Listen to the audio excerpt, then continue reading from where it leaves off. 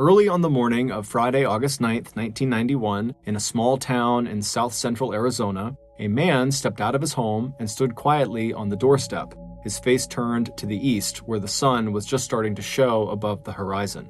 Even though he had gotten up early so he could get some gardening in before the real heat of the day set in, now that he was actually outside, he showed absolutely no sign of hurrying.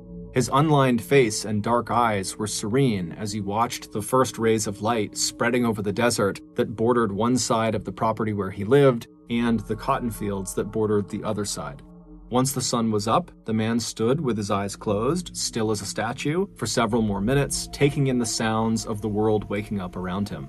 He could hear the hum of insects, along with birds cooing and scratching in the dirt for seeds. He was also aware of the steady rhythm of his own breathing and the movement of a very slight breeze through the branches of the nearby cottonwood trees he had planted 2 years ago. For 36-year-old Buddhist monk Parush Kanthong, these early morning hours that he could spend alone in his garden were often the most peaceful and reflective part of his day. Now, opening his eyes, Parush turned his attention to the narrow path along the side of the single-story white stucco building with the red roof that he and 5 other monks called home. When Parush had first arrived in Arizona from his native Thailand 8 years ago, he had led a small Buddhist community in the state capital of Phoenix.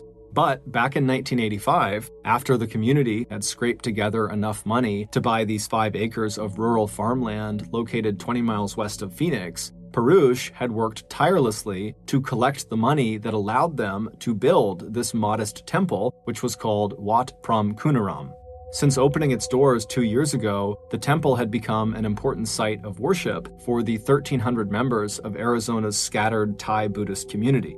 And as the abbot of the temple, an abbot is the leader of a monastery, Parush oversaw not only the services, classes, and festivals that the temple offered its worshippers, but he also oversaw the training and education of the 5 monks and 3 novices and temple helpers who currently lived there. Stepping away from the door he had been standing in that led back into the temple's dining room, kitchen, and simple bedrooms, Parush adjusted his bright saffron orange robe and began walking along the narrow path that ran the length of the temple. He listened to the gentle slap of his sandals as he slowly walked past the eggplant, basil, lemongrass, and mint that he had planted alongside the mango, banana, pomegranate, and loquat trees. Coming to a stop near the end of the path, Parush knelt down in front of one of the many little shrines that dotted the garden. As he knelt, he picked up a handful of dry soil and let it run through his fingers. Back in Thailand, August was the wettest month of the year, when rice farmers could expect 19 inches of rain. And until his move to Arizona at the age of 28, Parush marked his country's rainy season by staying indoors, so there was no chance that he and his fellow monks might accidentally step on and damage any of the rice seedlings growing in the nearby paddies. But out here in the Arizona desert, things were totally different. Water was scarce, and so it was a very precious commodity. If your property met certain minimum size requirements, you could sign up for a weekly water distribution that was delivered to each property through an irrigation system of pipes and gates. While the temple property was too small to qualify for this water allotment, Parush had worked out an agreement with his neighbor Betty Kraft, whose property also failed on its own to meet the minimum size requirements. But together, their 2 properties were big enough to sign up for a weekly water distribution, and so they did that, and Parush and Betty shared the water between them. He grinned as he thought of Betty. She loved gardening as much as he did. He'd see her that night, since Friday was the night that the town posted the weekly water distribution schedule. He knew Betty always worried that he might forget to close the headgate on the temple's property, which prevented their shared water allotment from flowing through to the next property along the irrigation line. And so, on whatever day they were scheduled to get their water, Betty almost always called Parush just to make sure that he had adjusted the headgate and opened his hoses so they wouldn't waste or lose even a single drop of their shared water. That was good though. Parush always enjoyed comparing notes with Betty, and he would find out this evening how her fig trees were doing. Maybe that was something he should add next year to the gardens at the temple. Collecting a handful of basil and lemongrass, Parush felt the air growing hotter, and he knew that soon he would hear the sounds of activity inside the monastery as the monks began their morning routine of meditation and work around the temple grounds. As he enjoyed his last few minutes of solitude, Purusha was again thankful for the temple's remote location. In Thailand, practically the entire population was Buddhist, but in Arizona, the sight of Thai monks in their bright orange robes with their shaved heads was unusual, and it had drawn a lot of public attention and curiosity at the temple in Phoenix. But here, out in Waddell, the temple's location was so far away from the center of town that many of the town's 1,500 residents didn't even know it existed. And those who did, like Betty, they had come to welcome the sight of the monks in their orange robes quietly going about their business. And so, Purusha and the other monks and Thai members of the temple were all basically left alone to meditate and practice their religion. At the core of their religion, Buddhism, is the belief that human life is one of suffering, and the only way to achieve enlightenment, or nirvana, is through meditation, spiritual and physical labor, and good behavior. Buddhists also believe in reincarnation, that you are reborn again and again after death until you reach that final state of enlightenment and you are released from suffering. Buddhist monks play a key role in the religion by living a very simple life that allows them to meditate not only on their own path to enlightenment and acceptance of the present moment, but on enlightenment, peace, and non-violence for all people. By 11 a.m., the temperature outside had reached 101 degrees Fahrenheit, and not even the cottonwood trees could shade Purusha from the heat. Soon, it would be time for the monks to eat their single meal of the day. It would be made and served at the temple by a member of the community whose gift of time and food would count as service merits along the path to enlightenment. After lunch, Purusha would check in with the temple's newest resident, a 75-year-old nun from Thailand who had moved into the temple just 3 weeks earlier. Visiting her was her 17-year-old grandson and novice monk, an American high school student named Matthew. Purusha stood up and brushed the dirt from his knees and robes, and then he turned and walked back down the path to the side entrance of the temple that he had been standing in earlier. Before stepping back inside, he took off his sandals, and he enjoyed the smell of cooking rice wafting out from the kitchen. Once inside, Purusha closed the door behind him, and then he stood there quietly for a moment. He let go of all the noise he was hearing both inside and outside of his mind. Then he opened his eyes and stepped into the nearby kitchen, and he left his handful of freshly picked herbs on the counter. At 8:30 a.m. the next day, Saturday, August 10th, Betty Kraft called the temple. At the local well last night, she and Purusha had seen that their water distribution was scheduled for that day, the 10th. But that morning, Betty had found out that the distribution was going to start a bit earlier than usual, so she was calling Purusha to let him know, and she wanted to remind him, again, to make sure the temple's water head gate was closed. But after dialing the number to the temple, the phone didn't ring, it was just silent. Betty didn't know why this was, and after trying again and still getting nothing, she decided to just hop in her car and make the short drive over to the temple to tell Purusha in person. A few minutes later, Betty drove through the open gates of the concrete wall that surrounded the temple's 5-acre lot, and she pulled into the temple's parking area and parked her car. Getting out, she walked over to the side entrance that she knew led into the monks' living quarters. Once there, Betty quickly saw that the temple's hoses were open. Water was running out of them. But it struck her as odd that Purusha had not arranged the hoses so that all the water would run into his gardens. Instead, some of the water had started to collect on the little patio right outside the door and was even overflowing into the parking lot down below. Betty felt even more puzzled when she knocked on the side door and didn't get an answer. The same thing happened when she walked around to the front entrance that led directly into the large square temple sanctuary where the monks conducted services. Not only did no one answer either door, but everything inside the building seemed unusually quiet. But not wanting to enter the monk's space without an invitation, and checking once more that the grounds were empty, Betty shrugged her shoulders. At least she knew that the temple's hoses were on and the head gate was closed. So she jumped back into her car and returned to her own property. 2 hours later, at 10:40 a.m., another car drove through the open gates of the temple into the front parking lot. Inside the car were 2 Thai women who were friends and who were both members of the temple. They were there to make the monks' Saturday meal.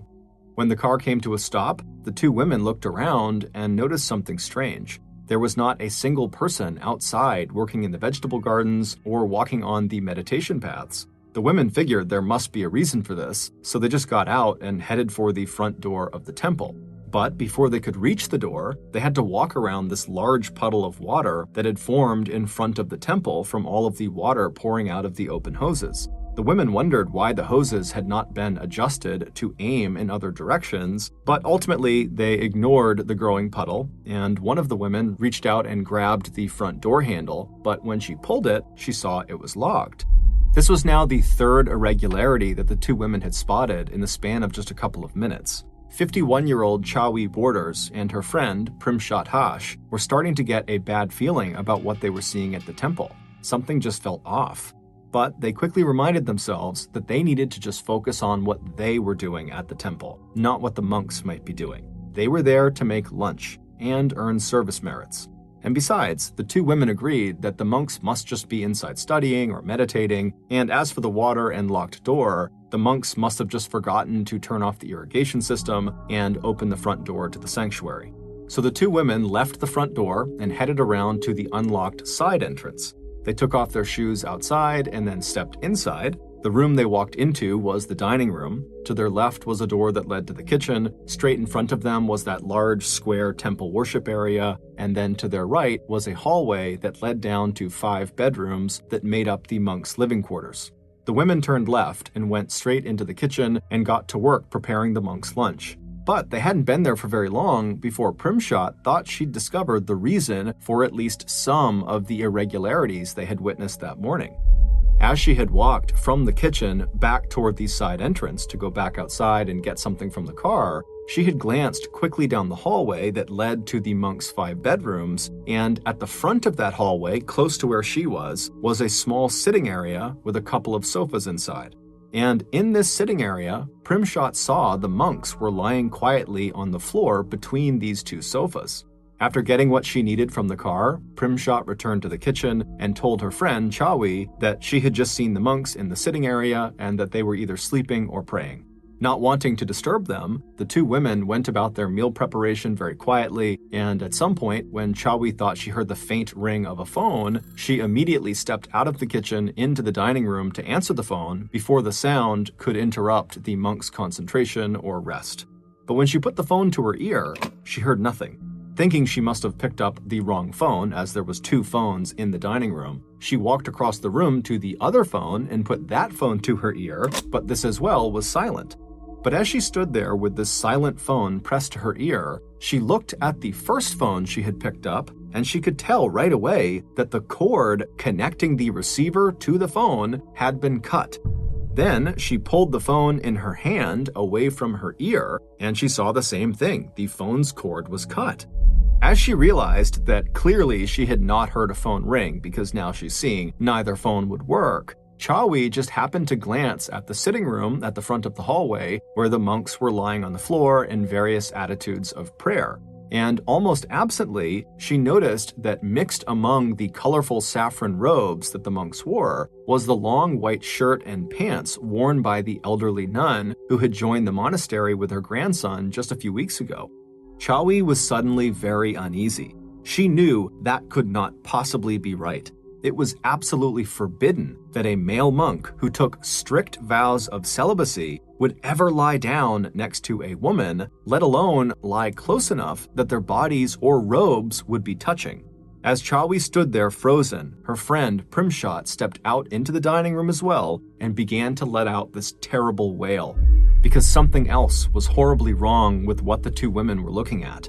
There was blood everywhere in the sitting area. There was blood on the floor, on the walls, and on the 2 sofas.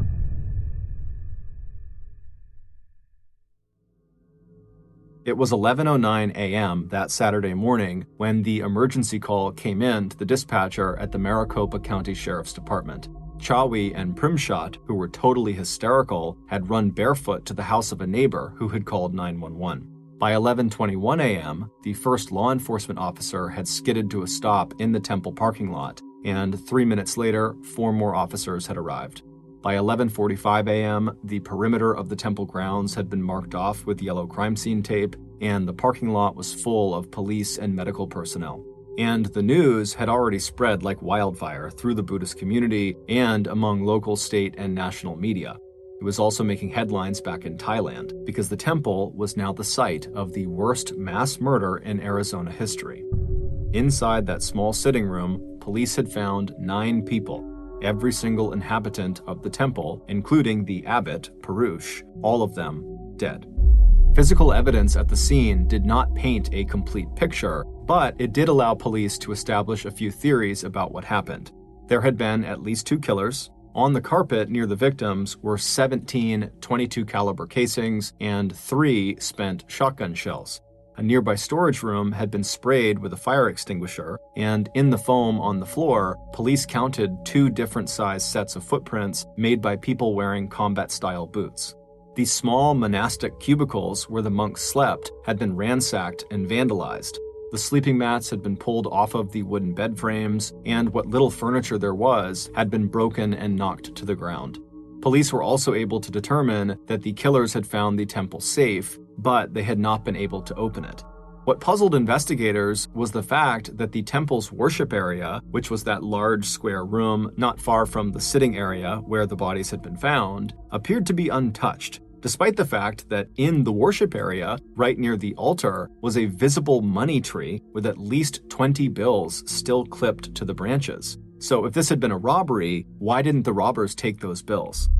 Whoever had committed the crime had also left another clue behind. Overlaying the stench of clotting blood, spent ammunition, and human flesh that had already begun to decompose, there was also the smell of something else that was completely out of place in a Buddhist monastery, the stale but strong scent of cigarette smoke. Even as the first responders to the crime scene went about their grisly work of photographing the dead and collecting evidence, the sheriff of Maricopa County, 55-year-old Tom Agnos, knew his department was in way over its head trying to deal with a mass murder.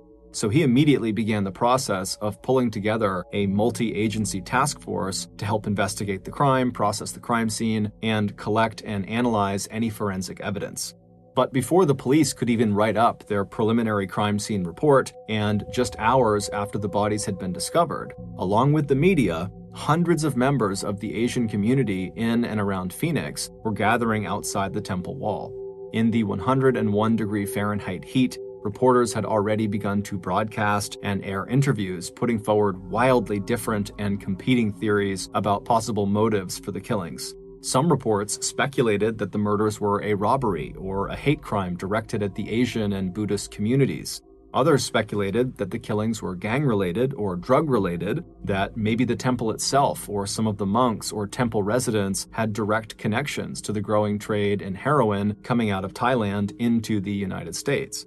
Meanwhile, based on their discussions with Betty Kraft, who had met with Purush at the local well in Waddell at 9:30 p.m. on the night of August 9th, along with findings from the medical examiner's office, the investigators were able to narrow down the time of the murders to between 2 and 4 a.m. on the morning of August 10th.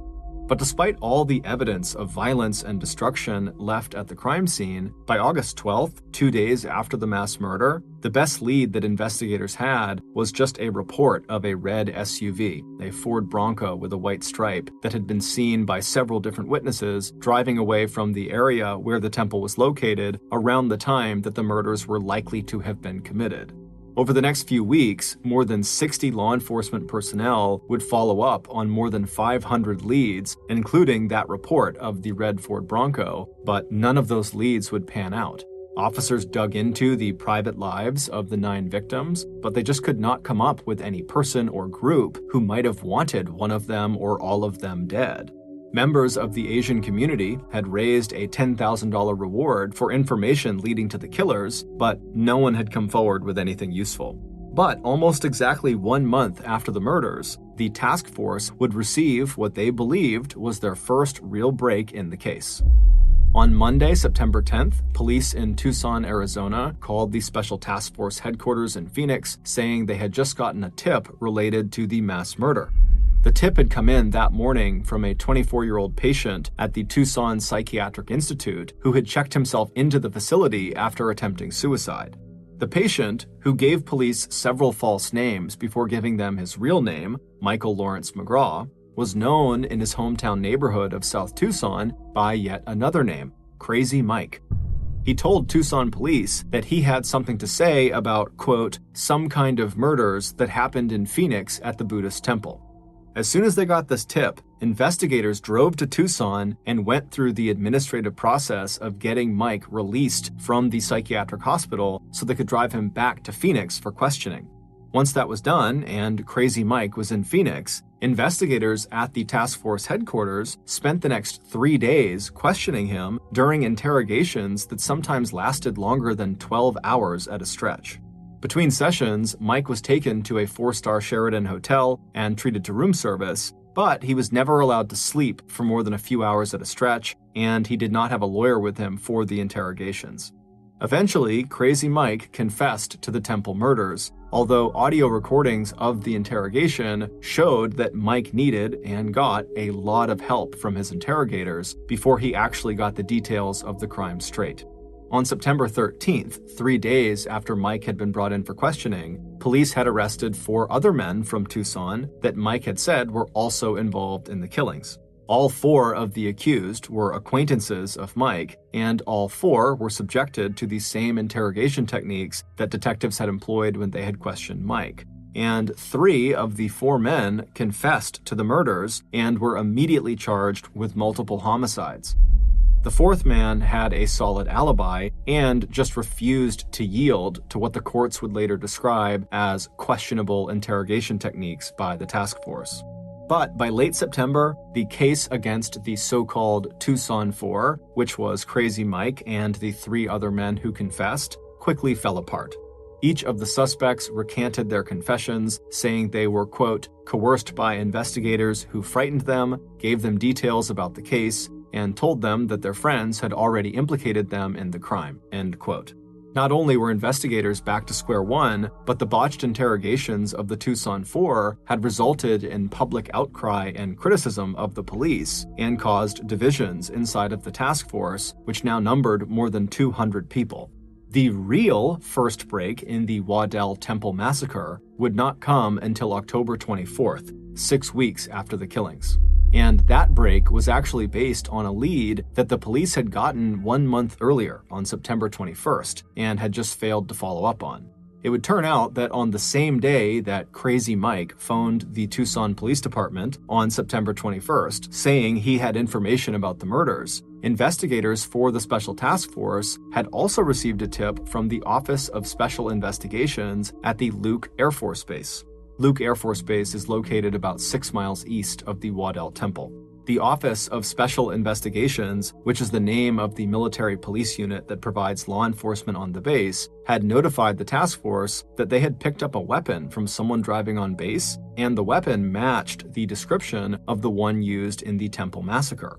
But in all the excitement of getting the phone tip from Crazy Mike at the psychiatric hospital and having a real live suspect to interrogate, task force detectives did not send this weapon in for testing. Instead, after picking the weapon up from Luke Air Force Base, one of the sergeants on the task force literally put the weapon behind a door in a corner of his office, and then he forgot about it until 4 weeks later when the case against the Tucson 4 started to implode. At that point, with the task force scrambling for new leads, the sergeant remembered the weapon and they would send it off for testing at the Arizona State Crime Lab. The results of that test came back 4 days later on October 24th, and 2 days after that, on October 26th, investigators arrested 2 people in connection with the mass murder. And the story that these 2 people would tell police left even the most hardened detectives feeling shocked and repulsed. Based on the testimony of these 2 individuals, here is a reconstruction of what really happened in the early morning hours of Saturday, August 10th, inside the Waddell Temple. The last communication between the residents of the Waddell Temple and the outside world happened at about 11 p.m. on the night of Friday, August 9th. Perush, the abbot of the temple, had already come back from his meeting at the local well with neighbor Betty Kraft. Other monks had also returned to the temple after performing a blessing ceremony at the house of one of the temple members earlier that evening. At 11, one of the monks telephoned the woman who had prepared that day's noontime meal, asking if she would like to return to the temple the next day, Saturday, an offer she later told police she had declined. After 11 p.m., finished with their daily routine of meditation, prayer, work, and teaching, 4 of the temple's residents made their way to the small sitting room to talk and watch TV. The temple's gentle 75-year-old nun, who had spent most of her life in Thailand doing the back-breaking work of planting and harvesting rice, had made her way to her tiny sleeping quarters, less a bedroom than a closet, that had just enough space inside for a simple sleeping mat, but which gave her the required physical separation from the monks. But just as the evening was coming to a close for the residents of the temple, the night was just getting started for 2 local teenage boys, one 16 years old and one 17 years old. This was a night, in fact, that had been a long time in the making. 3 months earlier, one of the teens' brothers had told them that the PUDDLE temple was full of riches like golden Buddha statues and a safe full of money.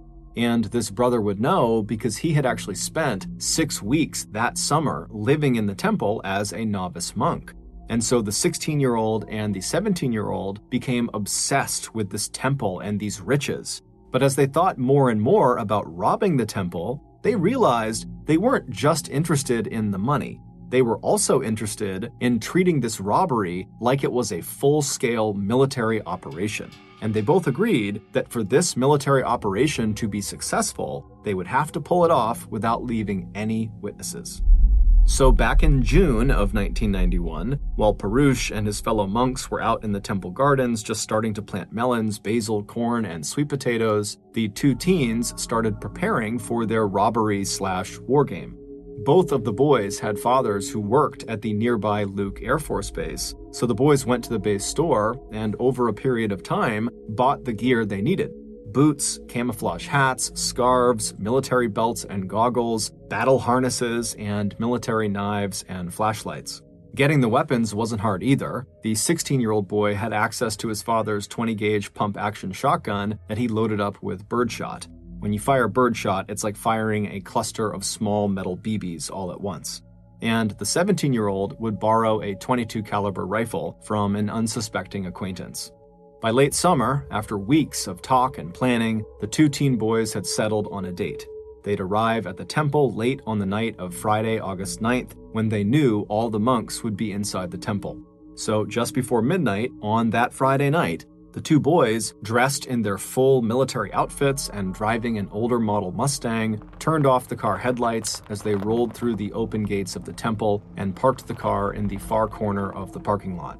The boys pulled on their gloves and then checked to make sure their guns were loaded and that all the gear they would need was either hooked onto their bodies or in their respective duffel bags.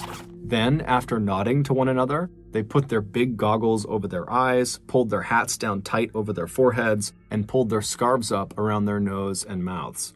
Then they got out of the car and began walking toward the side door of the temple that led into the dining room. Just after midnight on August 10th, the quiet inside the temple was suddenly shattered. The 4 monks in the sitting area heard a bang as the side door was suddenly flung open, and a moment later, 2 people dressed in military gear were dragging them out of their seats. The air was filled with shouts, "Hit the dirt, down on the floor, now, now, now!" As the monks stumbled first to their feet and then to their knees, they stared in shock at these intruders who seemed to have just come out of nowhere. It was impossible to see the boys' faces, but the monks saw that one of the attackers was over 6 feet tall and must have weighed over 200 pounds. Up close, both of the boys smelled like beer, cigarettes, and sweat. But the monks hardly had time to process any of this before the intruders split up, one of them screaming and waving a long-barreled gun as he circled the 4 monks who were now kneeling on the floor in the 6-foot-wide space between the 2-person and 6-person sofas on opposite sides of the sitting area. Meanwhile, the other intruder ran down that narrow hallway leading to the temple's 5 bedrooms, where he dragged the remaining 2 monks, 1 novice monk, and the temple helper back to the sitting room, where they also were forced at gunpoint to join the circle of monks in the cramped space between the sofas. It was obvious after one look in the monks' bare, empty bedrooms that this temple was not full of riches like the boys had hoped. But That didn't stop the two boys from taking turns vandalizing, smashing, and destroying everything in front of them. And when one of the boys pulled open the door of the final room at the end of the hallway, which was really just a large closet, cowering on her knees right in front of him was the temple's oldest resident, the tiny 75-year-old nun and grandmother who had only arrived at the temple 3 weeks earlier with her 17-year-old grandson. Grabbing hold of her white shirt dress, the intruder dragged her back to the sitting area and then forced her to take her place amongst the others. After an hour spent ransacking the living quarters and temple office, the only treasure the two boys had found was a safe that they could not figure out how to open, and some envelopes of cash offerings from members of the temple. So, frustrated, the two boys would spend their second hour in the temple, switching back and forth between terrorism and more destruction. Taking turns, they circled their kneeling captives, stepping on their legs and backs, prodding them with the barrels of the rifle and the shotgun, and jumping on and off the seats of the sofa as they made their way around and around, demanding the combination to the safe and the location of any hidden valuables they were sure the monks must have somewhere. And as they tortured and degraded the 9 people in front of them, the boys smoked one cigarette after another, blowing the smoke into their captives' faces and crushing out the butt of each cigarette in a big glass ashtray that they had placed in the center of their human circle. But from the very first moment that the boys had broken into the temple, the response from the monks totally threw them off. These were not people who wanted to fight or argue or beg or even resist. Instead, the more violent and threatening the boys became, the less of a reaction they got from their victims. Instead, the monks looked around the circle and calmly made faces of encouragement at the terrified novice monk and the temple helper, who just went by the simple name of Boy, and the 75-year-old nun. At some point, Perush laced his fingers together in prayer and began to chant. The other 5 monks, who, like him, had spent years learning to accept, without question or resistance, every moment and circumstance in their lives, joined him. In Buddhism, one of the greatest meditations of all is the meditation on the inevitability of death. And as Perush looked from face to face around the circle, he wanted each one of them to know that however and whenever death came, it would bring the gift of rebirth and enlightenment. So even as the intruders physically and verbally assaulted them, trying to get them to not only give up the code to the safe, but to react to their captors with fear, Perush and the other monks just continued to mentally withdraw into the calm space of their meditation and prayer. And their strength appeared to give the other non-monks the resolve they needed to relax and be calm as well. And before long, the 17-year-old novice monk, the temple worker they called Boy, and the 75-year-old nun had all bowed their heads as well and closed their eyes. And so by the time the bigger of the 2 boys finally lifted the barrel of his shotgun and fired 4 rounds into the circle of kneeling figures, blowing off kneecaps and fingers and sending birdshot into the soft skin of necks and faces, his victims had already left the world of flesh and blood behind. As the victims silently absorbed the blasts from the shotgun, the second intruder walked up behind one of the victims, he raised his rifle, and he fired 2 shots into the back of their head. As the victims slumped forward with their hands still laced together in front of their chest in prayer, the other 8 victims didn't make a sound. They just continued to pray and meditate, knowing they were next. For the next several minutes, the second attacker slowly made his way around the circle, systematically putting at least 2 rounds into the back of each of the victims' skulls. After making sure that all 9 people inside the temple were dead, the 2 intruders packed up the money and personal items they had stolen from the temple and headed back out the side door. They ran back to their car, pulling the scarves down from their sweat-soaked faces, and began gulping in the hot, dry, and clean desert air. And then they drove out through the open gates of the Buddhist temple and back into their everyday normal lives. Except that 12 days later, on August 21st, military police on Luke Air Force Base found a .22 caliber rifle in the trunk of a car they had pulled over for suspicious activity. The rifle belonged to the driver, who had just recently loaned the weapon to the passenger with him in the car, a 17-year-old teenager named Jonathan Duty.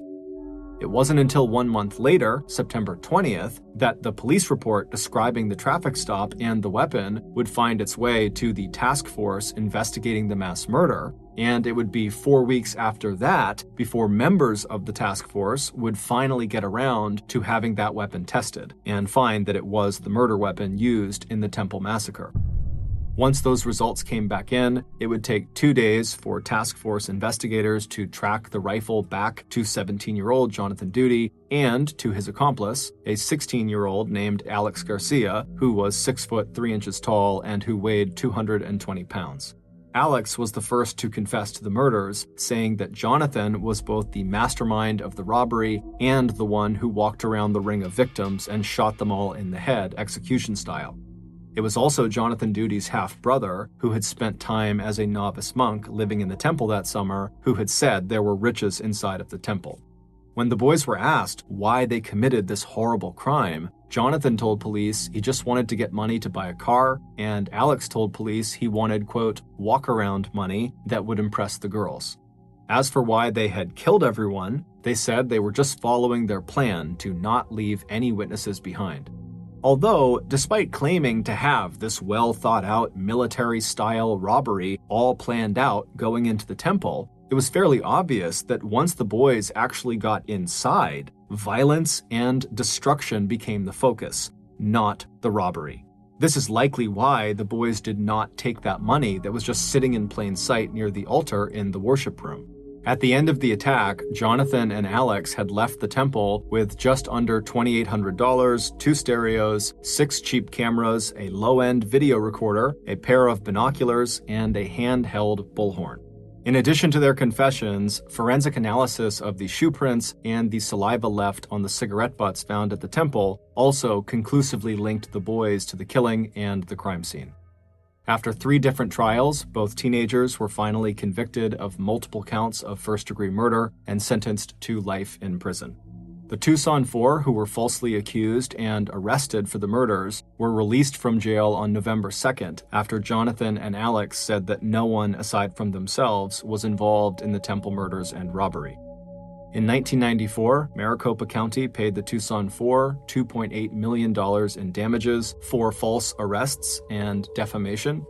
Within weeks of the mass murders, the Waddell Temple reopened under the leadership of Abbot Winai Booncham, a Thai monk who had been longtime friends with Perush.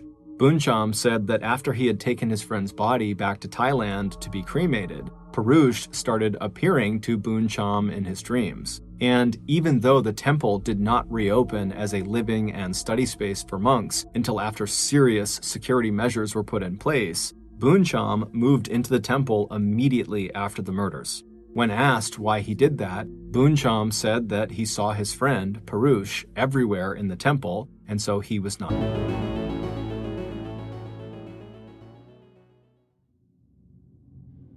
On the far west side of Ohio lies a small town called Wilshire. In 1989, there were less than 600 people that called this place their home, and virtually all of them were middle-class Americans. Most of them were farmers or factory workers, or they worked in one of the very few small businesses in town. While Wilshire was certainly not the most exciting place to live, it did have a reputation for being a nice place to raise a family. It was a tight community of people that looked out for one another. One family that was part of the Wilshire community in 1989 was the Rogers family. They consisted of the parents, Hal and Joan. Joan went by Jo, and they were both 36 years old, and they had 2 daughters, Michelle, who was 17, and Christy, who was 14. Hal and Jo had met in high school. Jo was very outgoing and popular, and Hal was reserved and quiet. But despite their extreme differences, they actually complemented each other very nicely, and they seemed to bring out the best in the other. By their senior year, Jo had become pregnant with Michelle, and so after graduation, the teen couple got married and they moved into a dairy farm to start their life together. And a few years after that, Christy was born and their family was complete. Over the years, Hal and Jo worked extremely hard on their farm, but it just wasn't enough to pay the bills. So to make ends meet, Jo had to get a second job working nights at a factory where she drove a forklift and worked the assembly line. While life was certainly not very easy for the Rogers family, they always found a way to stay positive and upbeat. The girls were very popular in school and made friends easily, and when they were home, they were always goofing around with the farm animals that they loved. As for the parents, they always carved out time every week where just the two of them could sneak off and get breakfast or dinner together.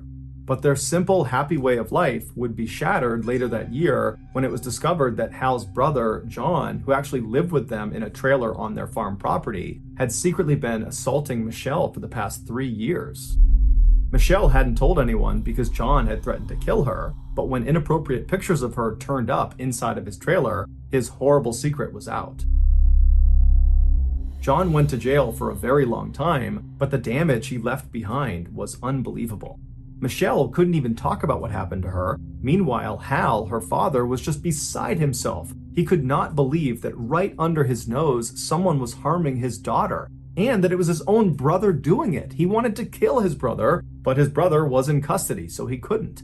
And making this situation even more painful, Hal and John's mother wound up siding with John. She believed Michelle was lying and had set John up, and she began saying this publicly, and it spread all throughout town.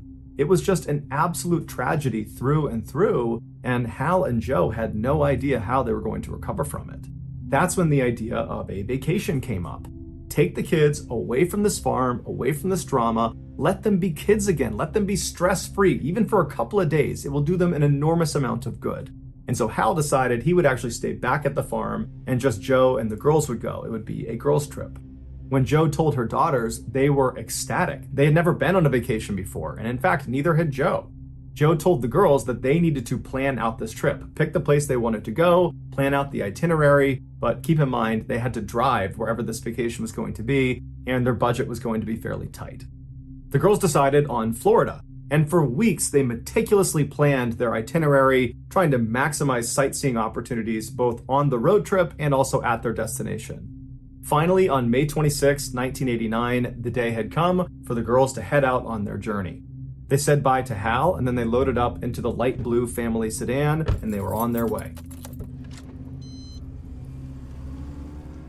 The trio drove south for about 8 hours on I-75 through Ohio, Kentucky, Tennessee, all the way to Georgia, which was their halfway point. They found a motel, they crashed there for the night, and then the next morning they got up early and they finished their trip all the way into Florida. And for the next couple of days, they followed their itinerary and went to amusement parks and zoos and other attractions all over the Sunshine State. They were really having a great time. In fact, on May 29th, Joe sent a postcard to Hal that she kind of jokingly said, "The girls are dragging me all over the state. All I want to do is relax." But the tone of the message was really that she and her kids were having a wonderful time. On June 1st, the girls left Orlando, Florida, and made their way to Tampa, Florida, where they planned to go to one more amusement park before they had to turn around and head back to Ohio.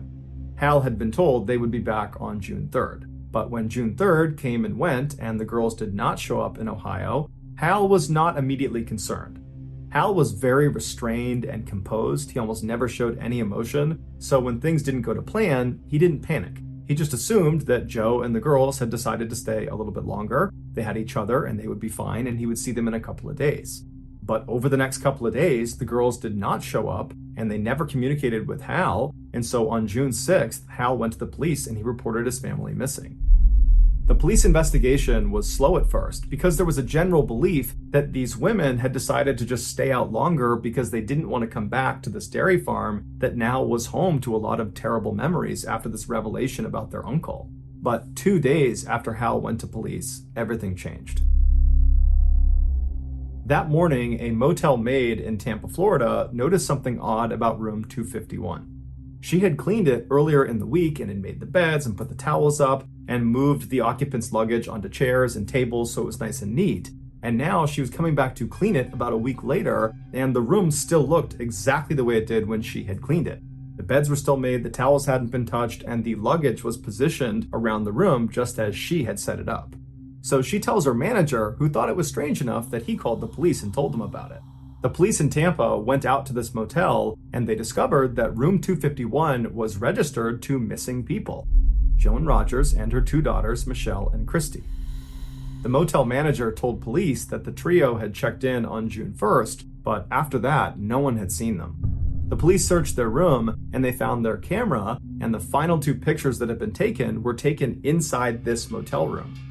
One was of Michelle crouching down, rummaging through her suitcase, looking like she's getting ready to go out somewhere, and the other was taken from inside their room looking out over their balcony out towards Tampa Bay as the sun was beginning to set. The rest of the search of their room did not turn up any significant evidence. All they knew was the women were not there. And so using the motel as a center point, they began searching the area, and pretty quickly they found Joe's car parked a mile away from the motel near a public boat ramp. Joe and her daughters were nowhere to be found, and initially there was nothing inside or outside the car to indicate where they might have gone. But upon closer inspection, they found 2 brochures sitting on the floor of the car, and on each of them was some handwriting. The first brochure had a note that was clearly written by Joe, and it was directions to the boat ramp where the car was parked. On the other brochure, the other note, the handwriting was not Joe's or her daughter's. It was some other person's handwriting, and that one was directions to the motel where Joe and her daughters were staying. The police had no idea who wrote this second note, so they started by focusing on Joe's note, the directions to this boat ramp. Specifically, they were looking at the last couple of words in her note, where she wrote blue with white. And investigators assumed what this meant was when she got to this boat ramp using these directions, she needed to look out for something that was blue and white. And what would be blue and white at a boat ramp? Boats. And that's when the police made a terrible connection. 4 days earlier, the Coast Guard had made a discovery out in the bay about 25 miles away from where Joe's car had been found. At the time, no one was connecting this discovery to the 3 missing women from Ohio because no one in Tampa knew about the 3 missing women from Ohio. But now that they did know about them, the connection was obvious. While it would take 3 years to finally put all the pieces together, the police would eventually figure out what happened to Joe, Michelle, and Christy. On the morning of June 1st, they got in their car and they left Orlando and made their way to Tampa. When they got to Tampa, they couldn't find their motel. So Joe pulled over on the side of the road and she got out her brochure that had a map of the area. And as she's studying her map, trying to figure out where she is, a man approaches the car. He was white, he was in his 30s, he was average height, average build, he had blonde hair and a mustache, and was just overall kind of unremarkable and unthreatening. And so he went up to the driver's side window and Joe rolled her window down and he said to her, are you guys lost? I see your Ohio license plates and you're pulled over here. I'm from the area. Can I point you in the right direction? And Joe would say, actually, yeah, we're lost. We can't find our motel. Do you know where this motel is? And this guy would say, oh yeah, I know where that is. Here, give me that brochure and I'll write the directions down for you. So Joe hands the brochure up to him and a pen and he writes down directions to the motel they're staying in. And then after he gives it back to her, Joe thanks him and he says, hey, would you guys want to come out on my boat tonight and watch the sunset out on the water? It's beautiful. And Joe and her daughters thought, what? This guy's friendly. He's helpful. He seems pretty nice. Sure, we'd love to go with you. And so this guy says, great, I can't wait to see you. And he proceeds to give Joe directions of how to get to this public boat ramp where his boat is. And so she takes notes on the other brochure as he's talking. And then he tells her also, when you get there tonight, look out for my boat. It's blue and white. And so she makes the note blue with white. And after that, she thanked the man not only for giving them directions, but for his generosity to allow them to come out on his boat with him that night. And as he walked back towards his car, Joe and her girls followed his directions to their motel.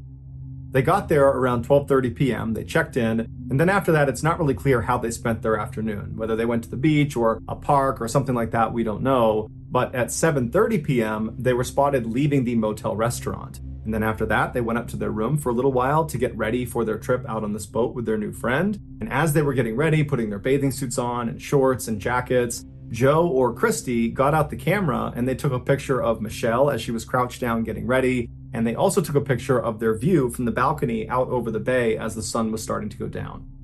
After they were all finally ready, they put everything away in their room, they headed down to their car, and Joe drove them the mile over to the boat ramp where they parked. They saw the blue and white boat and their friend was on it, waving to them. And then sometime between 8:30 and 9 p.m. that night, the women boarded the boat and the man took them out into the middle of the bay.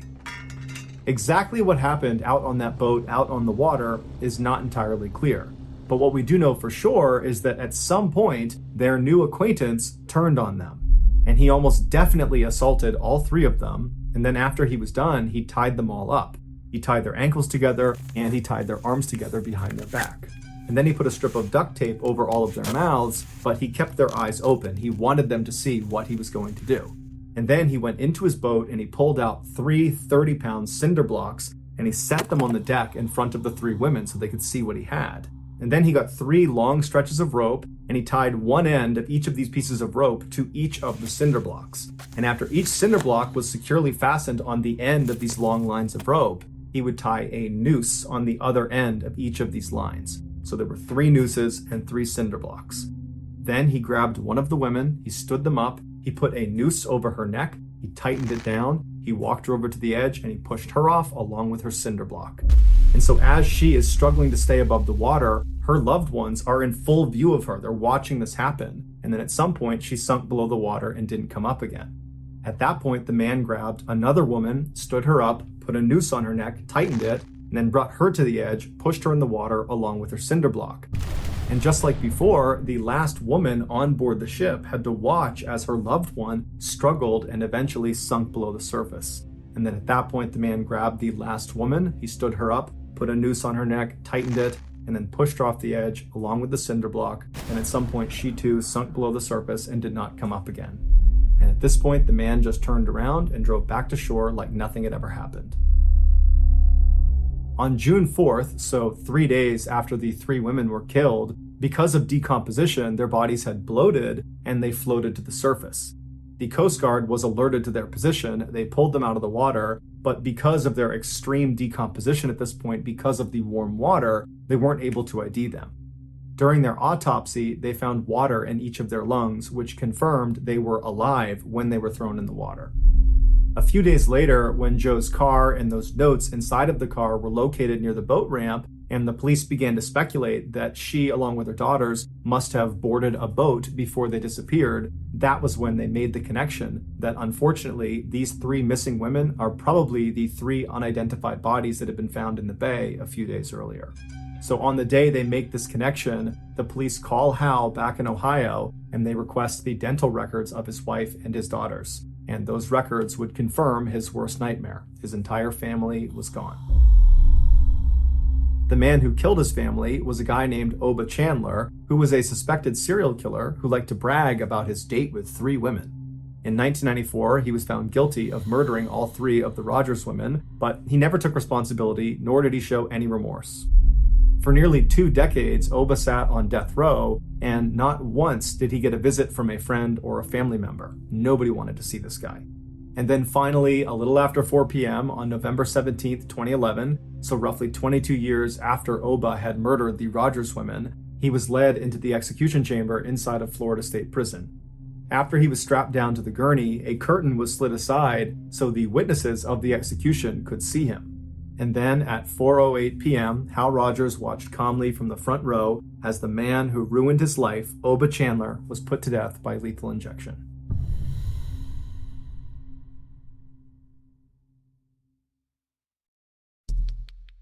The next and final story of today's episode is called Bear Camp Road.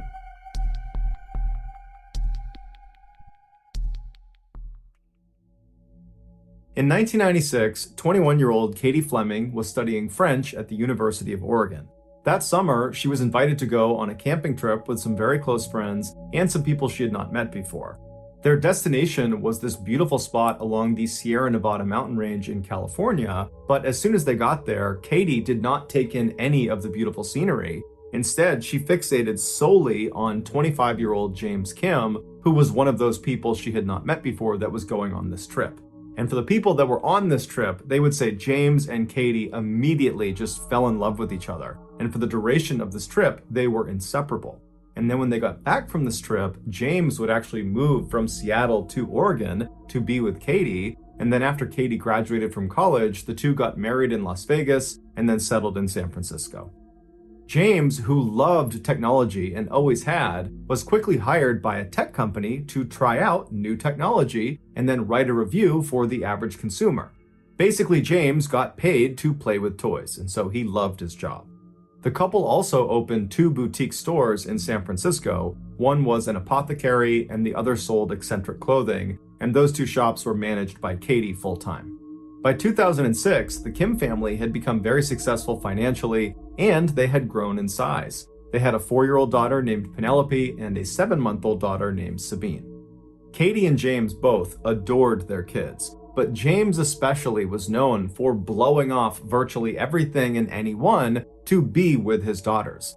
In fact, his friends and family would say you couldn't even have a conversation with James if his daughters were in the room, because James would get distracted and just stare at his daughters and then would eventually just leave mid-conversation to go play with them. James was also known to bring his daughters to work virtually every chance he got, even if it really wasn't allowed at this company. On Friday, November 17th, James, Katie, and their 2 daughters loaded up into their station wagon and then drove north to Seattle. They planned on spending Thanksgiving with James's aunt and uncle who lived in the city. And also, James and Katie were considering leaving San Francisco and moving elsewhere, and Seattle seemed like a natural landing spot for them. So this trip served nicely as a chance to see family and to explore the area. And so late on Friday night, after a very long trip, they finally arrive in Seattle, and for the next couple of days, they have a wonderful time visiting with family and having Thanksgiving dinner. On Friday, November 24th, so a day after Thanksgiving, James, Katie, and their daughters loaded back up into the station wagon early in the morning. They said bye to James's aunt and uncle, and then they hit the road. But instead of just driving straight all the way to San Francisco, which would have taken the entire day and then some, they decided to make a stop in Portland, Oregon, where one of Katie's very close friends from college was going to meet them for lunch. And so after about 3.5, 4 hours, they arrive in Portland, they meet Katie's friend, and they have this nice lunch. And then afterwards, the family retired to a hotel where they crashed for the night. The next morning, the plan was originally to just get in the car and then drive all the way back to San Francisco. But Katie suggested to James that instead of just driving all day, why don't we just stay here for part of the day, leave in the afternoon, and we'll stop somewhere between here and home. We'll break up the drive one more time. James thought it was a great idea. They pulled out the map, and Katie found a nice family-friendly vacation spot that was almost exactly halfway between where they were and home. It was called the 22-Ton Lodge, and it was located on the coast of Oregon in a town called Gold Beach. And so James and Katie think, perfect, this is exactly what we needed. Katie calls the lodge and she makes reservations for that night. And so that afternoon, after the family spent their nice day in Portland, they hopped in the car and they began traveling south towards the 22-Ton Lodge. At about 8:30 p.m., the family was still on the road making their way when James got really hungry and said, let's pull over and get a bite to eat. So the family pulls over at a Denny's restaurant in Central Oregon. They go inside, and then after a quick bite to eat, they get back out and they're on the road at 9 p.m. From the Denny's to the lodge was about a 2.5-hour drive. But after driving for 2 more hours, James realized they had missed a turn. So he told Katie about it, they looked at the map, and they realized if they were to backtrack all the way to that turn, it would add several more hours onto their trip. And so they began looking for an alternative path, and they found one. Instead of going all the way west to the coast and then all the way south to this lodge, which was the original plan, they could just go south from where they were all the way until they were parallel with this lodge. And then from there, they could just cut west along this road called Bear Camp Road that would basically go straight to their destination. But what this map did not do a good job of explaining was just how dangerous Bear Camp Road was. It started at 900 feet of elevation, but very quickly went all the way up to 4,000 feet of elevation before it went over the backside of this mountain down to Gold Beach and where this lodge was. While the road is paved, it's incredibly narrow and it's basically cut into a mountainside, and so there's very steep drop-offs throughout most of this ride, and there are no guardrails protecting people from falling off. The summer is really the only time people should be on Bear Camp Road because that's when the road is maintained. In the winter, the road is not plowed, it's not maintained, and so even a light snowstorm could make the road totally impassable.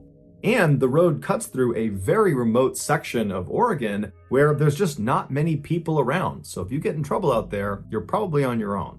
But the Kims were not aware of the dangers this road possessed, and so after going south for a while, they did turn on to Bear Camp Road and began slowly driving up the mountain. And so as James is driving, Katie falls asleep in the passenger seat, the girls fall asleep in back, and outside it begins to snow. An hour later, Katie wakes up from her sleep, and the first thing she notices is outside, it is snowing so hard that James now has the windshield wipers on full blast, and still you could barely see out the front windshield. She looked at her husband, and he was hunched over, white-knuckling the steering wheel, looking intently out the window, and she says to him, what's going on? Should we stop? Should we turn around? And James, without even looking at her, says, yeah, honey, I do want to turn around, but the road is so narrow, we can't. And then he would tell his wife that earlier they had actually driven through a fork in the road where there was enough space to turn around. And so now he was just hopeful that there'd be another fork somewhere that would allow them to turn around. And so Katie was not excited about the idea, but she trusted James and said, okay, let's keep going. And so James just continues driving up this mountain pass. And you got to understand, they are driving on basically a cliff. On the left side, left of James, is just a sheer drop off, and the road is totally slick from the snow. And so periodically, as James is driving, even though he's only going about 5 miles an hour, he would begin to slip and slide, and he's right on the edge of this cliff.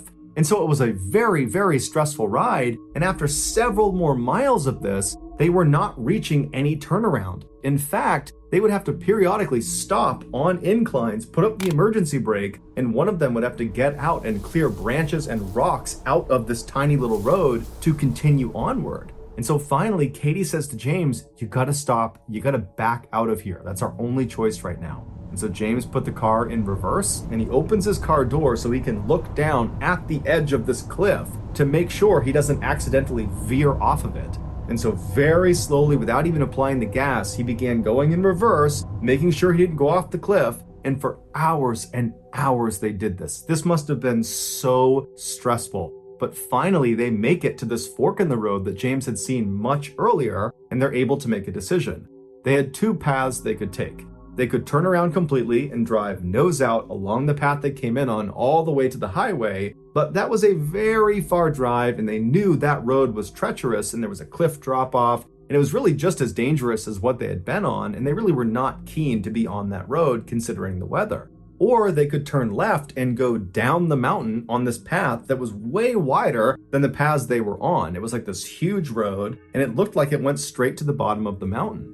And they're thinking, we don't know where this goes. The signage is not clear where this goes. But you got to figure if you're going lower in elevation, the weather will not be as bad. And maybe if you go down this road, there'll be houses, or there'll be a gas station, or there'll be something. But whatever it is, it's probably better than going that way or that way. And so James turned the car and began driving down this new road.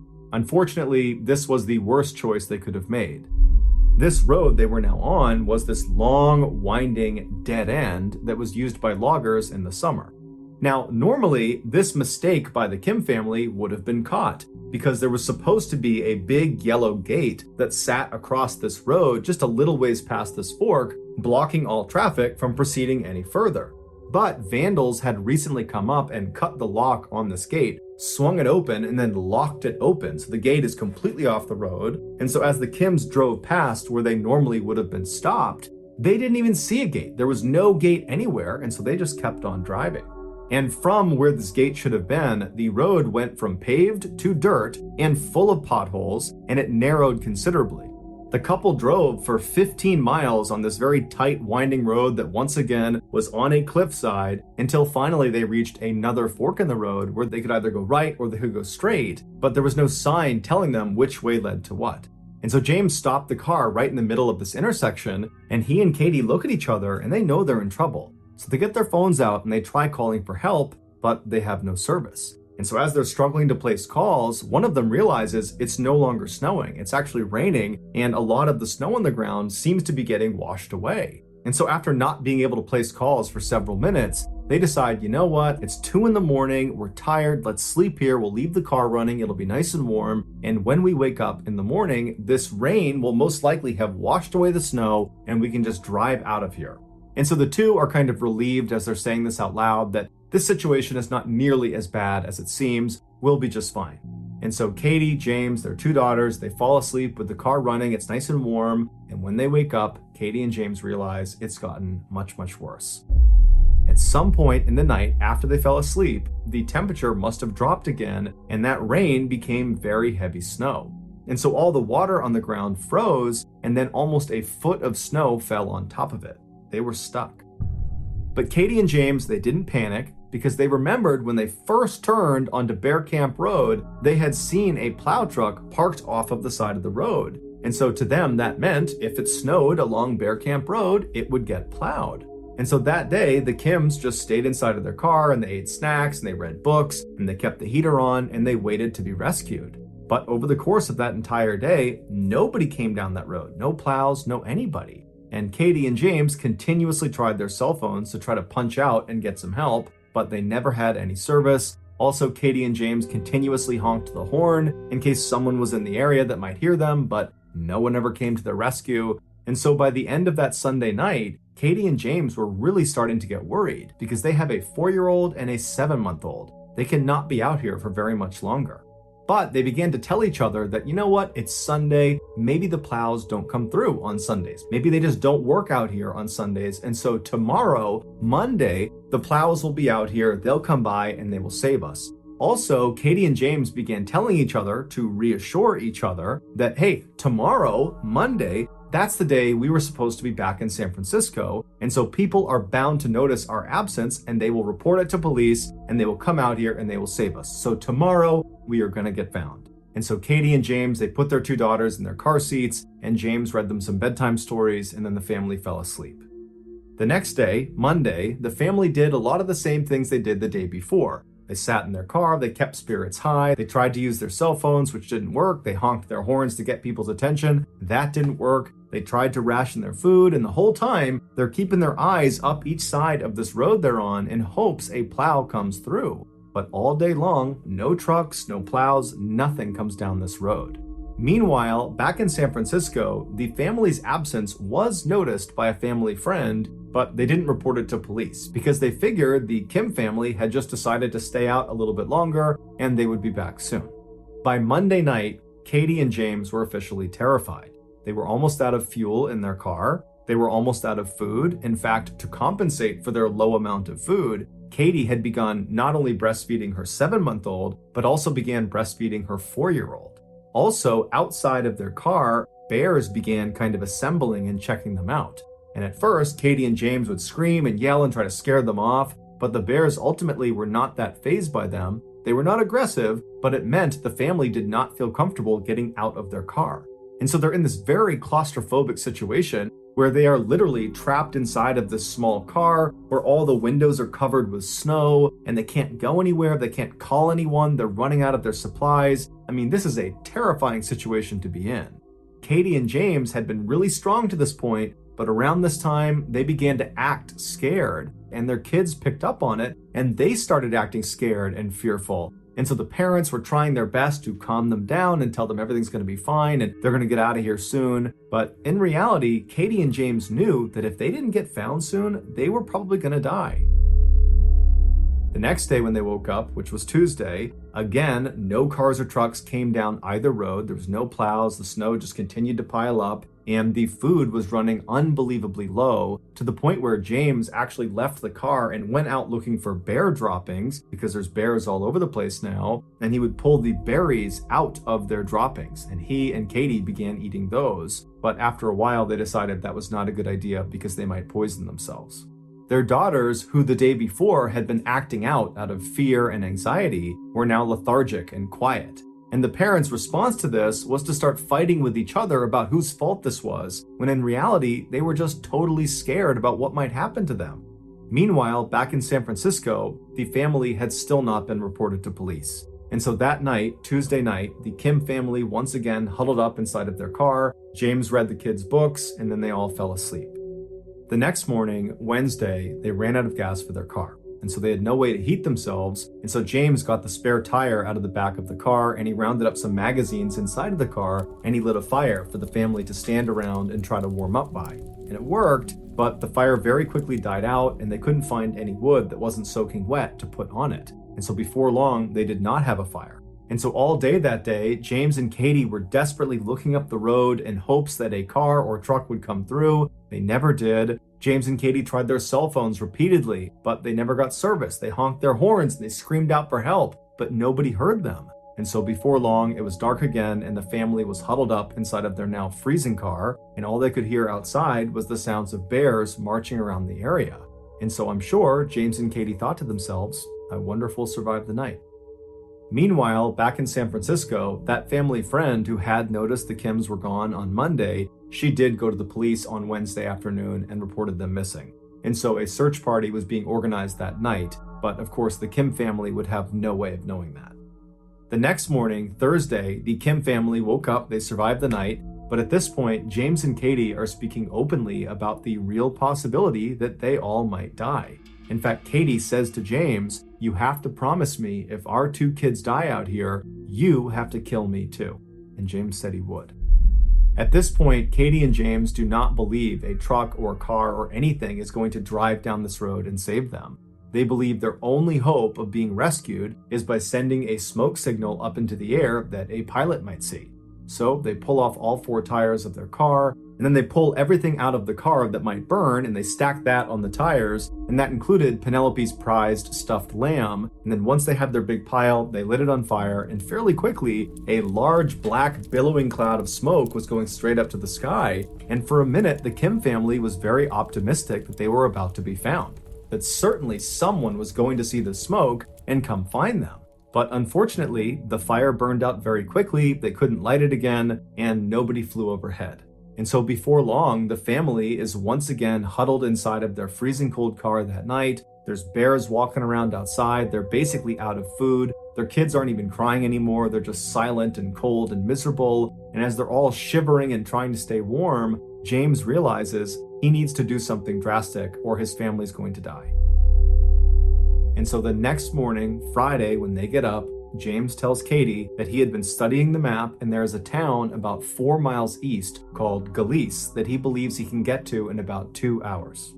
Katie immediately said, "No, you cannot leave us. We need you here. There's probably a search party out there looking for us right now. We need to stay together so we can all be found." But James's instincts were telling him that no one was coming for them, or no one was going to actually find them in time, and so their only hope was if he ventured off and found help.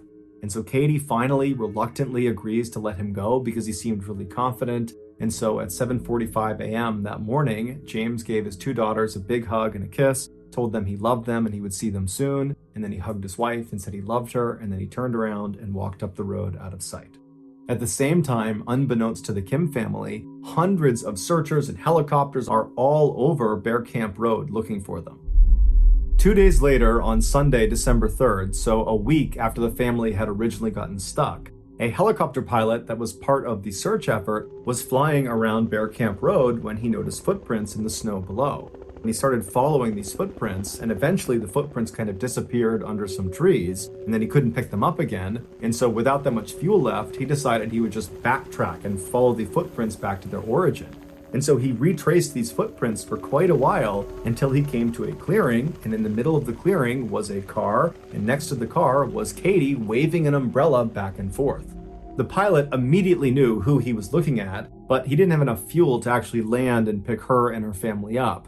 And so instead, he just hovered down as low as he could, and he made good eye contact with her to reassure her that, "I see you and we're coming for you." And then he marked on the map where they were. He flew off to the search headquarters, and just minutes later, another helicopter was spun up. They flew to that same location, and they were able to land in that clearing. And as soon as the pilot got out, he saw Katie running up to him, carrying her 2 daughters, who looked like they were in pretty good shape. And she's crying tears of joy, and she's thanking him profusely. And then when she's right up in front of him, she says, "Are you here because of my husband? Did James tell you where we were?" And the pilot looked visibly confused. Katie picked up on it, and she explained how just 2 days earlier, James had left to go to the town of Galice to get help, and he still hadn't come back yet.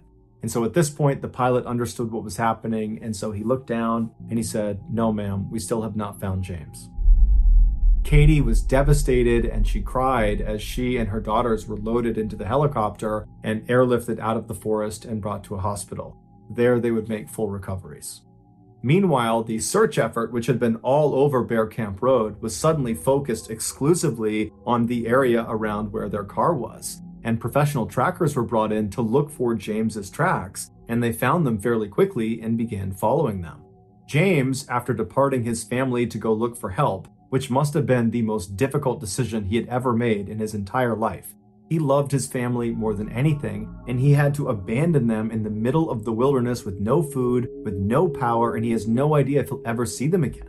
And so after leaving them behind, he walked 3 miles up the road they came in on, and then instead of just continuing on that road in the direction of Galice, he deviated and walked off the road. He actually went straight down one of the cliffs until he hit a river. And it's believed that maybe he saw the river from up on the road and thought that would be a faster way to get to Galice. But either way, he got down to the river, and as he walked, he would leave behind him little bits of torn clothing and torn paper to create a trail of where he was going, presumably so if he needed to, he could backtrack to his family. And so he gets down to this river, and for several miles he walks downstream, and then after being gone for at least 2 hours and not reaching the town of Galice, he must have realized he had either gone the wrong way, and that's why he had not hit the town, or he had miscalculated the distance, and that's why he had not hit the town. But either way, he did not turn around and go back to his family.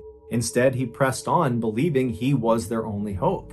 And so on he went, crossing over rivers, getting totally soaked in frigid water. He went up and down mountains all over these totally rugged areas in nothing but street clothes. He had sneakers, pants, and a jacket on. He had no food, he had no water, and he just kept on going until it was nightfall, and he had covered about 10 miles at this point, and he laid down and he went to sleep.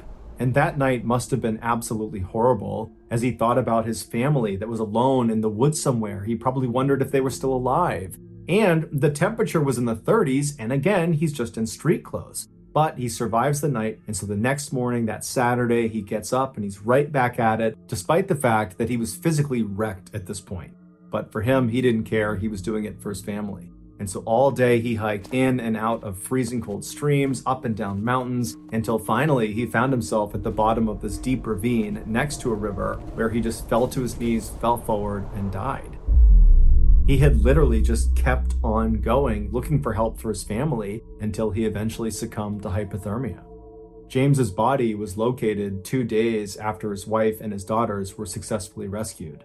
It would turn out the town of Galice was not 4 miles away from the family's car. It was about 15 miles away, but that's from point A to point B on a map, like a straight line. But when you actually are hiking in the wilderness, you don't go in straight lines because there's mountains and there's rivers and there's things that get in the way. And so in order to get to Galice from where their car was, James would have had to travel 30 or 40 miles, zigging and zagging up over 4 different mountains. And so this was a suicide mission from the start. James ultimately covered 16 miles through some of the most treacherous terrain in the country, wearing nothing but his street clothes. The professional trackers that followed this 16-mile trail to his body, they called his journey superhuman. The helicopter pilot would later say he never would have found Katie and the girls had he not spotted those footprints first and then traced them all the way back to that clearing. And it would turn out those footprints were made by James after he left his family and walked off to get help. And so even though it cost him his life, James did ultimately save his family. Thank you for listening to the MrBallen podcast. If you got something out of this episode and you haven't done this already, please log on to the 5-star review button's various streaming accounts and slightly fast forward every show that is on their continue watching docket. Also, please subscribe to the MrBallen podcast on Spotify, Apple Podcasts, Amazon, Google, and anywhere else you get your podcasts. This podcast airs every Monday and Thursday morning, but in the meantime, you can always watch one of the hundreds of stories we have posted on our YouTube channel, which is just called MrBallen. We now have a registered 501c3 charitable organization called the MrBallen Foundation that makes it as easy as possible for you to join me, my family, and my team in supporting those whose lives have been most impacted by violent and heinous crime. Monthly donors to the MrBallen Foundation Honor Them Society will receive free gifts and exclusive invites to special live events. But the real reward is helping to create a new ending to the story for victims of violent crime. Go to MrBallen.Foundation and click Get Involved to join the Honor Them Society today. If you want to get in touch with me, please follow me on any major social media platform and then send me a direct message. My username is just @MrBallen, and I really do read the majority of my DMs. Lastly, we have some really cool merchandise, so head on over to shopmrballen.com to have a look. So that's going to do it. I really appreciate your support. Until next time, see ya.